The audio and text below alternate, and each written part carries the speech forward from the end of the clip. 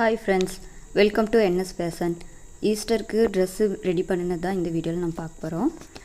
இந்த ட்ரெஸ்ஸு வந்து mom and daughters combo. நானே வந்து இந்த மெட்டீரியல் எடுத்து ஆரி ஒர்க்கு போட்டு ஸ்டிச் பண்ணினது. மாம்க்கு சுடி, டாட்டர்ஸ்க்கு ஃப்ராக் பண்ணியிருக்கேன். டிசைனில் வந்து சுகர் பீடும் கட் பீடும் யூஸ் பண்ணியிருக்கிறேன்.